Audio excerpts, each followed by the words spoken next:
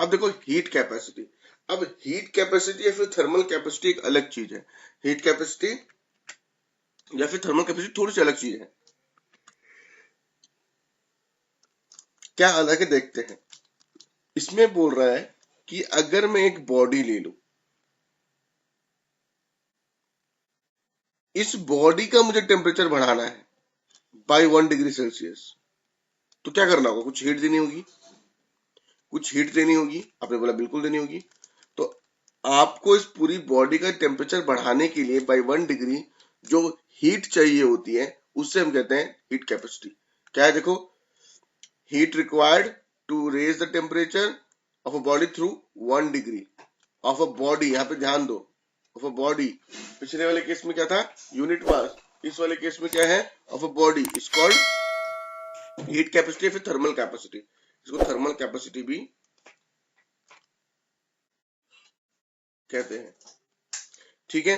अब एक चीज देखो कि जनरली हमने ये देखा है, हमने देखा है कि हीट कैपेसिटी की फॉर्मूला क्या होती है? Delta Q upon delta T, मतलब delta Q upon delta T होती है। अब आगे देख लेते हैं हम लोग। रुको पहले मैं पूछ खाता हूँ इसका। अगर आप देखोगे heat capacity equals to delta Q upon delta T करेंगे तो क्यू का यूनिट कैलोरी, टी का यूनिट डिग्री सेल्सियस। ठीक है। या फिर ये सीजीएस हो गया, इसका आप अगर इसका एसआई में निकालोगे तो जूल पर केल्विन। ठीक है। अब यहाँ पे देखो कि हीट कैपेसिटी की क्यों आया, क्यों लाए इसको। साइंटिस्ट लोगों ने देखा कि अगर आप डिफरेंट सब्सटेंस ले लो, कॉपर ले लो, आयरन ले लो, ठीक है, तो इसने क्या बोला कि अगर हम इनके सेम मास ले लेते हैं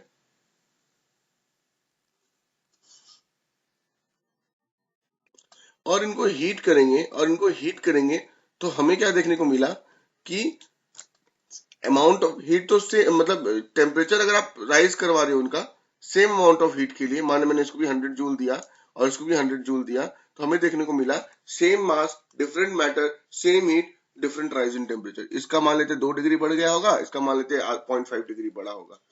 तो ये सब चीजें बहुत कंफ्यूजिंग हो रही थी उस टाइम पे, तो उन्होंने बोला कि चलो let us not talk about the specific heat constant. ठीक है। हम लोग पर केजी यूनिट मास पे बात नहीं करते हैं, हम लोग एक नया चीज स्टार्ट करते हैं जिसमें हम बोलेंगे पूरा बॉडी का ही टेम्परेचर बढ़ाने के लिए जो हीट लगती है उसे हम हीट कैपेसिटी के नाम से पहचानेंगे। ठीक है, just to make things convenient and easier. तो इसने क्या बोला कि हीट कैपेसिटी ऑफ बॉडी किस पे डिपेंड करेगा?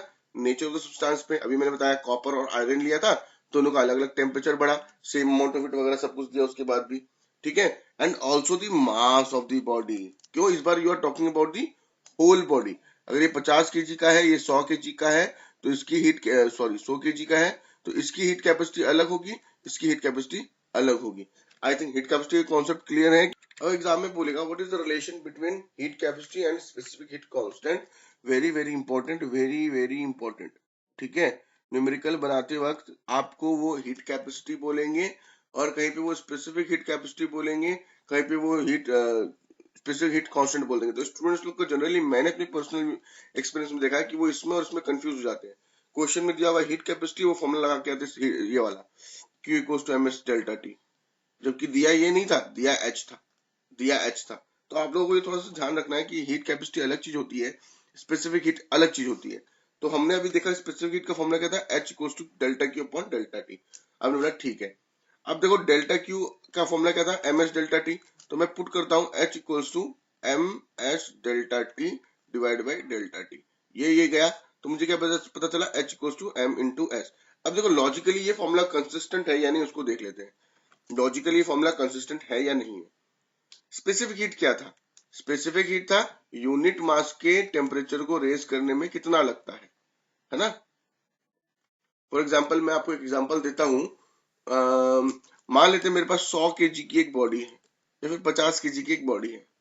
इसका 1 केजी का मास, इसका 1 केजी का मास 1 केजी के लिए टेम्परेचर बाई 1 डिग्री बढ़ाने के लिए मुझे जो हीट लगती है वो है 20 जूल। तो पूरी बॉडी के लिए कितनी लगेगी बताओ तो? पूरी बॉडी के लिए कितनी लगेगी बताओ तो? 1000 जूल आएगी। हाँ, आपने बोला कि सर 1 kg का मुझे पता है 20 जूल लग रही है, तो मुझे आराम से पता चल गया ना सर 50 kg कितना होगा, 50 × 20। अगर एक चॉकलेट का दाम 20 रुपए है तो 50 चॉकलेट का दाम कितना होगा, 50 × 20, 100, 1000 जूल। ये क्या है, total heat required to raise the temperature of the whole body. ये क्या है, टोटल हीट किसके लिए, पूरी बॉडी का टेम्परेचर रेज करने वाली चीज। फिर से बोल रहा हूँ, क्या है ये, टोटल बॉडी का टेम्परेचर रेज करने वाले के लिए हीट कितना है, ये वाला। और ये क्या होता है एक्चुअल में, हीट कैपेसिटी। और आपने हीट कैपेसिटी कैसे निकाला, आपने क्या किया, स्पेसिफिक हीट को उसके पूरे मास से मल्टीप्लाई कर दिया और आपको हीट कैपेसिटी मिल गई। क्या, अब आगे बढ़ते हैं। अब देखो वाटर इक्विवेलेंट ऑफ बॉडी गजब का कॉन्सेप्ट है, बहुत बार कंफ्यूज हो जाते हैं स्टूडेंट्स। ये छोटी छोटी चीजें पहले इसको समझ लेते हैं हम लोग, ठीक है, उसके बाद हम लोग थोड़ा आगे बढ़ेंगे जिंदगी में और आराम से बैठ के न्यूमेरिकल बनाएंगे, ठीक है। अभी देखो, the water equivalent of a body क्या होती है, ठीक है। मान लेते हैं, अब देखो कि मैंने क्या किया, इस आदि को खोलते हुए गरम गरम तेल में डाल दिया, तो आदि क्या हो जाएगा, गर्म हो जाएगा। आदि क्या हो जाएगा, गर्म हो जाएगा। मान लेते हैं आदि का इनिशियल टेम्परेचर कितना था, 37 डिग्री सेल्सियस। आदि का भजिया बन गया और उसका टेम्परेचर हो गया, late it B 47 degree Celsius. I am giving you the example. बात समझ में आया, कितना था, 37 डिग्री सेल्सियस। भजिया बनने का उसका कितना हो गया, भजिया बनते इसका टेम्परेचर हो गया 47 डिग्री सेल्सियस। अब मैंने क्या किया, कुछ अमाउंट ऑफ वाटर लिया और इस चीज को मैंने करने के लिए मुझे कितनी हीट देनी पड़ी, late it B 100 joule of heat देनी पड़ी मुझे, ठीक है। अब मैंने इसमें क्या, एक और कंटेनर लिया, उसमें मैंने पानी को डाला, किसको डाला, वाटर डाला। अब मैंने क्या किया है कि इस वाटर में भी मैंने देखा कि मैंने 100 जूल ऑफ हीट दी और इसका भी टेम्परेचर पहले 37 डिग्री सेल्सियस था और बढ़ करके 47 डिग्री सेल्सियस हो गया। मतलब टेम्परेचर चेंज कितना हुआ इसमें, 10 डिग्री का। इसमें कितना चेंज हुआ टेम्परेचर, 10 डिग्री का। तो फिर से एक बार मैं बताता हूं आपको, मैंने क्या किया, आधी को लिया, गरम तेल में डाला, 100 joule of amount of heat दी और टेम्परेचर रेस कितना हुआ, 10 डिग्री सेल्सियस। कुछ अमाउंट ऑफ वाटर लिया, उसमें भी सेम अमाउंट ऑफ हीट दी, देखा सेम टेम्परेचर राइज होता है। तो मैं क्या करूंगा, इस पानी का वजन नापूंगा, what is the weight of this पानी, let it be, this is 40 kg। What is this is 40 kg। तो 40 kg is the 40 kg of water is water equivalent of आदि, वाटर इक्विवेलेंट ऑफ आदि, ठीक है। अब जो मैंने बताया, अब इस चीज को पढ़ो, इस चीज को पढ़ो, ठीक है। अब अगर ये चीज समझ में आ गया water equivalent of the body, तो आपको एक और चीज समझना पड़ेगा कि मास ऑफ वाटर जिसकी थर्मल कैपेसिटी, ऐसा मास ऑफ वाटर जिसकी थर्मल कैपेसिटी गिवन बॉडी के बराबर हो। ये भी वही बात है जो ये बात बोलना चाह रहा है, ये थोड़ा टेक्निकल हो गया, ये थोड़ा टेक्निकल भाषा हो गई। और अगर एग्जाम में अगर डेफिनेशन बेस्ड क्वेश्चन आता है तो वो इसी लैंग्वेज को यूज करेगा कि water equivalent is mass of water whose thermal capacity is equal to that of the given body, ठीक है। तो वही बात है जो हम लोग ने यहाँ पे पढ़ी कि पूरी बॉडी का टेम्परेचर रेज करने के लिए जो हीट लगती है उसको हम लोग थर्मल कैपेसिटी बोलते हैं। अगर आदि की थर्मल कैपेसिटी और वाटर की थर्मल कैपेसिटी सेम है तो इस मास ऑफ वाटर को हम क्या कहेंगे, वाटर इक्विवेलेंट कहेंगे, ठीक है। वाटर इक्विवेलेंट बॉडी का फॉर्मूला क्या होता है, heat capacity of a given body by specific heat of the water. तो हीट कैपेसिटी कितनी होती है बॉडी की, m into S of the body divide by specific heat of the water. This is your formula, ठीक है। ये formula अगर अपनी कॉपी में लिखना चाहो तो लिख सकते हो, ठीक है। आंसर,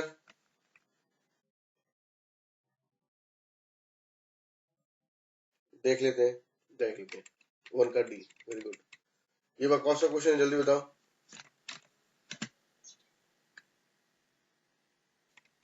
वेरी गुड आंसर, इसका बताओ।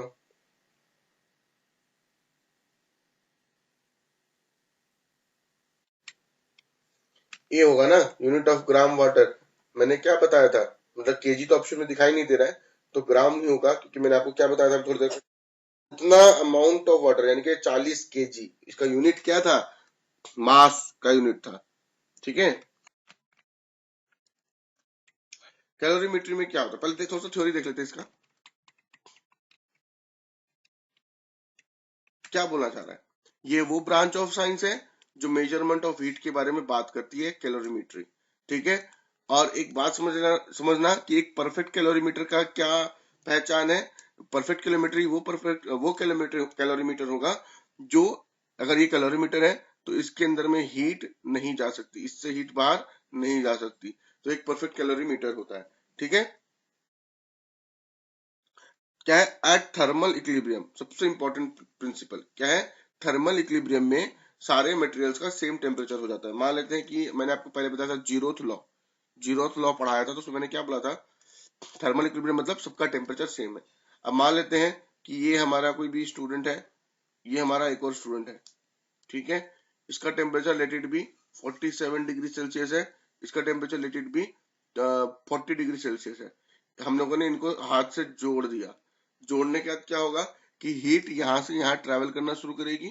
थोड़ी देर बाद क्या होगा कि दोनों का टेम्परेचर सेम हो जाएगा। For example, let us take an example कि इसका भी 43 डिग्री हो जाएगा और इसका भी 43 डिग्री हो जाएगा। तो हम कहेंगे कि ए और बी दोनों क्या है, थर्मल इक्विलिब्रियम में आ चुके हैं। जब सेम टेम्परेचर में आ जाए तो थर्मल इक्विलिब्रियम हो जाता है, और थर्मल इक्विलिब्रियम में no transfer of heat is observed.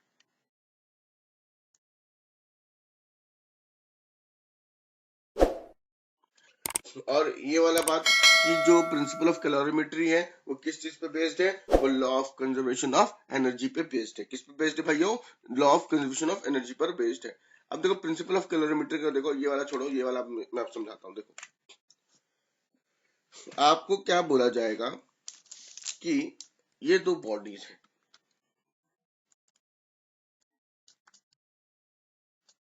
ठीक है, ये एक और बॉडी है, ठीक है। अब क्या हुआ कि मान लेते हैं इसका टेम्परेचर कितना है T1, इसका टेम्परेचर कितना है T2। मैं बोल रहा हूं T1 जो है वो हॉट है, T2 जो है वो कंपैरेटिवली कोल्ड है। T1 is greater than T2। ध्यान से सुनना, इधर उधर दिमाग मत लगाना, ठीक है। हॉट है, ये कोल्ड है, तो क्या होगा, heat will flow from hot to cold. ठीक है, तो ये क्या करेगा, ये हीट लूज करेगा, हीट लूज करेगा। ये क्या करेगा, हीट को गेन करेगा, ये हीट को गेन करेगा, ये हीट को लूज करेगा। तो आप कहीं ना कहीं बोल सकते हैं कि हीट लॉस्ट, जितना हीट लॉस्ट होगा उतना ही हीट गेन होगा, जितना हीट लॉस्ट होगा उतना ही हीट गेन होगा। ठीक है, सही है। अब आगे देखते हैं, तो ये कितनी हीट लॉस्ट करेगा, Q इक्वल्स टू, अच्छा ठीक है, अभी नहीं रुको, थोड़ी देर बाद मुझे क्या देखने को मिलेगा कि दोनों का टेम्परेचर सेम हो जाएगा। ये T1 जो है वो, इसका टेम्परेचर घटेगा और ये कहां पहुंचेगा, T के पास। इसका टेम्परेचर बढ़ेगा और ये कहां पहुंचेगा, T के पास। ठीक है, मतलब अगर ये ज्यादा है, ये टेम्परेचर ज्यादा है तो इसका, क्योंकि हीट लॉस्ट करेगा तो इसका टेम्परेचर घटेगा, घटने के बाद ये कहां पहुंचेगा, एक टेम्परेचर T तक। और ये क्या होगा, इसका टेम्परेचर बढ़ेगा और ये कहां तक पहुंचेगा, T2 तक, T तक। ठीक है, तो अब आप मेरी बात को समझिएगा। यहाँ पे अगर ऐसी कहानी होगी, तो मैं ऐसा बोल सकता हूँ क्या दोस्त, कि ये जो हीट लॉस्ट हो रहा है इसका फॉर्मूला क्या हो जाएगा, Q equals to M C sorry M S delta T. और जो ये इसकी हीट गेन हो रही है, इसको अच्छा इसको भी मैं लिख लेता हूँ, Q1 लिख देता हूँ, ठीक है, इसको मैं Q1 लिख देता हूँ। और ये जो हीट गेन हो रही है, इसको मैं क्या लिख सकता हूँ, Q2 equals to M S delta T. बताओ किसको कोई दिक्कत, अच्छा मान लेते हैं अगर आप बोलेंगे नहीं सर मुझे ये पसंद नहीं है, एक मिनट रुको, मैं आप लोगों को थोड़ा सा और अच्छे से जनरल केस बना के देता हूँ।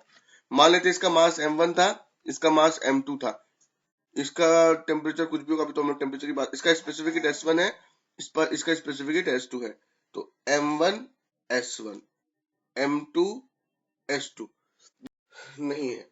ठीक है, तो मैं बोलूंगा यार हीट लॉस कितना है, इतना, हीट गेन कितना है, इतना। ठीक है, तो अब यहाँ पे एक बार देखो M1 S1, ये डेल्टा टी क्या होगा, डेल्टा टी क्या होगा यहाँ पे, T1 माइनस टी होगा या फिर T माइनस T1 होगा? ऑप्शन नंबर 1 होगा या ऑप्शन नंबर 2 होगा, बताओ। T1 माइनस टी होगा, क्योंकि higher temperature minus lower temperature, ये ज्यादा है ये घटेगा और ये यहाँ पहुंचेगा, मतलब कुछ ऐसा देखने को मिलेगा। मतलब T1 यहाँ है, T यहाँ है, T1 ज्यादा है, T कम है। ठीक है, तो हम लिखेंगे T1 माइनस टी। हम लोग क्या लिखेंगे, T1 माइनस टी।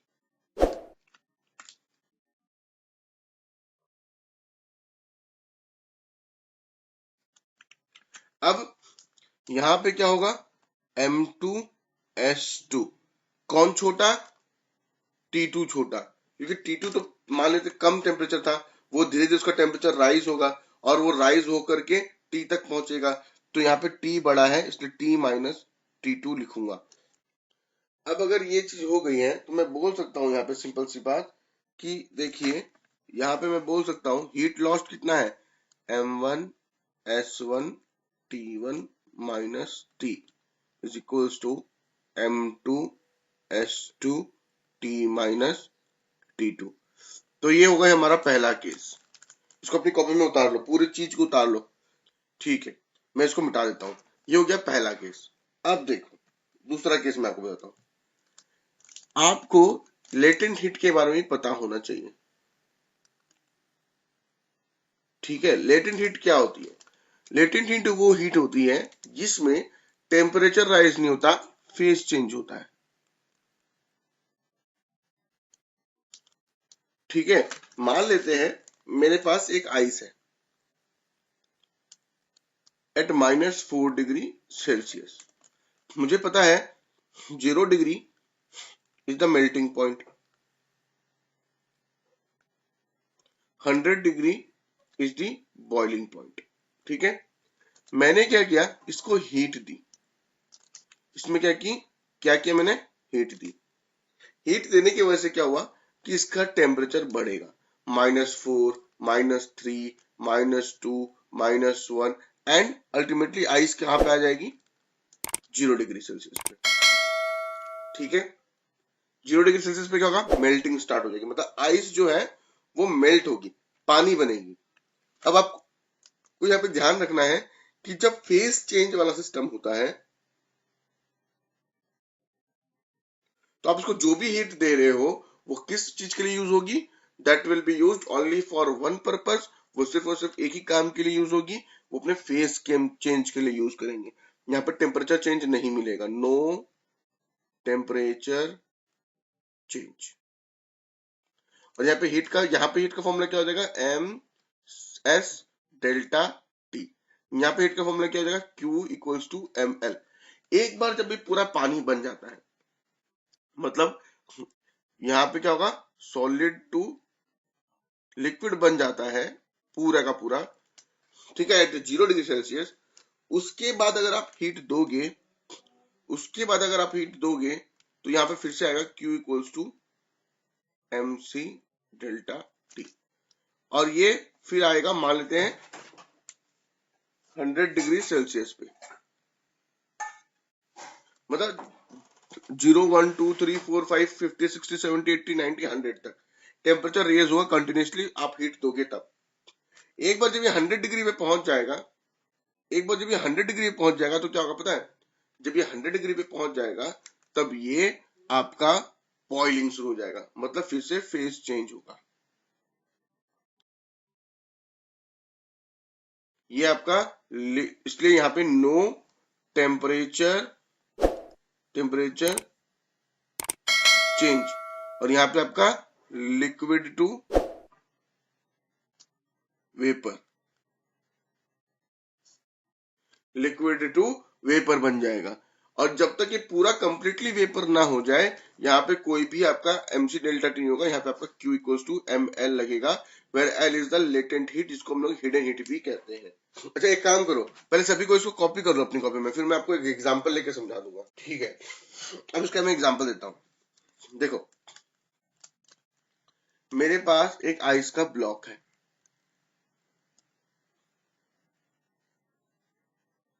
ठीक है, ये आइस का ब्लॉक का टेम्परेचर कितना है 0 डिग्री सॉरी -4 डिग्री सेल्सियस। मैंने इसको मैं हीट दी तो आइस का मेल्टिंग पॉइंट 0 डिग्री सेल्सियस है, तो जब इसमें आप हीट दोगे तो उसका टेम्परेचर बढ़ेगा 1 degree Celsius, 2 degree Celsius, sorry इसका टेम्परेचर किस तरह से रेज होगा -3 degree Celsius, -2 degree Celsius, -1 degree Celsius and 0 degree Celsius.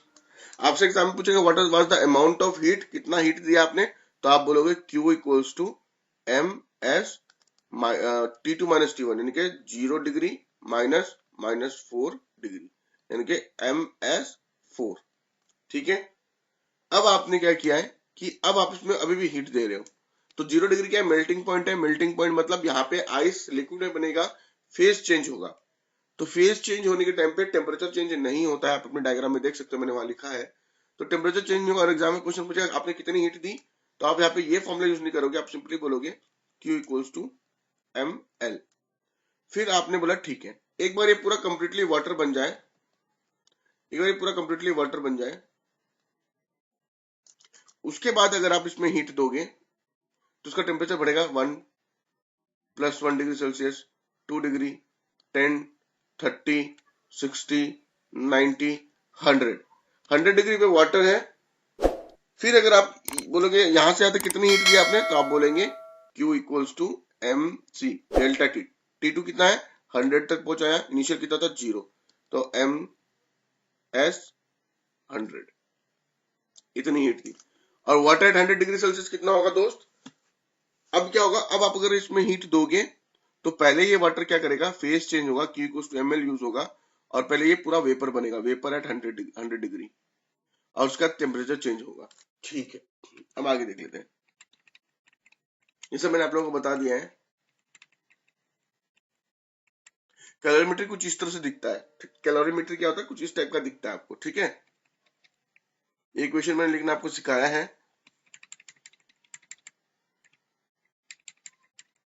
Latent heat मैंने बता दिया आप लोगों को, एक बार इस स्लाइड को देख लीजिएगा, इसमें कुछ वैल्यूज दी गई है वो आप लोगों को याद रखनी है, वो देख लो, इसमें ये कुछ वैल्यूज है जो अगर याद रहेगी तो बहुत अच्छी बात है, नहीं याद रहेगी तो भी अच्छी बात है। एक्सपेक्टेशन है कि नीट अगर क्वेश्चन पूछेगा तो वो एग्जाम पेपर में देगा, आज तक देते आया है, बट फिर भी मैं बोलता हूँ छोटी छोटी चीजें जो हमें याद रखनी चाहिए।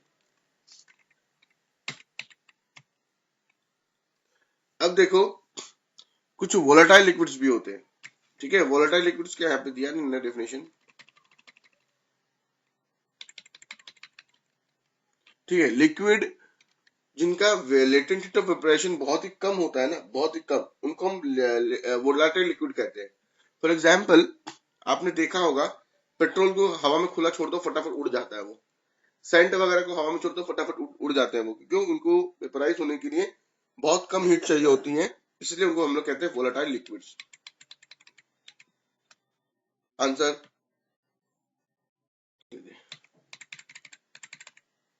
आंसर हम्म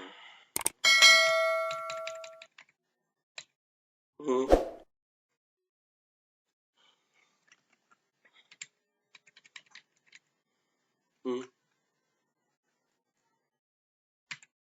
अब देखो, हम एक टॉपिक पढ़ेंगे, हम कहते हैं 3 फेजेस ऑफ मैटर, इनके बारे में डिस्कस करेंगे।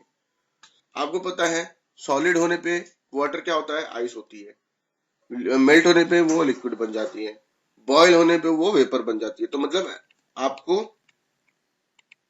ये कुछ देखना होगा कि आइस किस तरह से फेस चेंज करती है। जब आप हीट देते हो तो वाटर कूल करते हो तो वो लिक्विड सॉलिड। अब एक बात को समझो, यहाँ पे क्या होता होगा, ये ऐसा क्यों होता होगा। देखो, आइस है, मैं एक स्ट्रक्चर बनाता हूँ, मानते हैं ये इसका आइस के H2O मॉलिक्यूल्स है। ठीक है, जब ये आइस कूल होती है यानी कि ये ठंडी होती है, यानी कि यहाँ पे जो मॉलिक्यूल्स है उनके पास एनर्जी क्या होती होगी, कम होती होगी। कम होने की वजह से ये उधर उधर ज्यादा डोल नहीं पाते हैं, हिल डुल नहीं पाएंगे, they will not run. But when you heat it, इनके पास, इनके बीच की जो बॉन्ड्स होते हैं वो थोड़े स्ट्रांग हो जाते हैं, वही बात अलग है। जब आप इसको हीट करोगे तो इनके पास इनफ एनर्जी आ जाएगी कि वो इस बॉन्डिंग को तोड़ पाए, इस फिक्स्ड स्ट्रक्चर को तोड़ पाए और वो इधर उधर दौड़ने लगेंगे। तो जैसे मैंने हीट किया, क्या हुआ, they started moving because they became water, now they became shapeless. क्यों, अब वो कहीं भी दौड़ सकते हैं बिकॉज ऑफ द एनर्जी। फिर से इनसे एनर्जी वापस छीन लो, तो वापस ये वहीं पे आ जाएंगे। दिस वाज द थिंग, बकवास सा चीज था, कोई दिक्कत नहीं। यहाँ पे मैं 3 टर्म याद रख लेंगे, condensation, freezing and sublimation. What is vaporisation, what is fusion, what is steam. Liquid to gas vaporisation होता है, वाटर टू वेपर। गैस से वापस से लिक्विड बनाने को हम लोग कंडेंसेशन कहते हैं। आप लोगों ने सुना होगा कि ये ओशन होता है, ओशन में सन होता है, सन की हीट रेस पड़ती है, यहाँ से पानी वेपर बन के उड़ता है, ऊपर जाके क्लाउड बन जाता है, फिर ये क्लाउड जमीन पे आता है, लैंड पे आता है।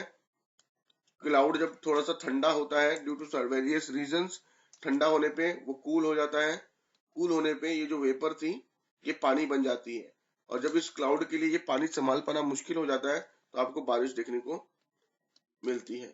तो वहां पे आप लोगों ने टर्म पढ़ा होगा, कंडेंसेशन ऑफ द क्लाउड्स, वही कहानी थी। अगर आप सॉलिड से लिक्विड बनाते हो उसको फ्यूजन कहते हैं, आइस से वाटर। उसका उल्टा करते हो, वाटर टू आइस, फ्रीजिंग कहते हैं। सॉलिड से डायरेक्ट गैस बना दोगे उसको स्टीम कहते हैं, सॉलिड से डायरेक्ट गैस बना दोगे। और अगर आप डायरेक्ट गैस से सॉलिड बना दोगे तो दैट इज दी सब्लिमेशन। ये टर्म्स हम लोग बार बार यूज करेंगे, क्वेश्चन में भी दिखाई देंगे। वैसे मैंने इन टर्म्स को यहाँ पे पीपीटी में लिख दिया आपको।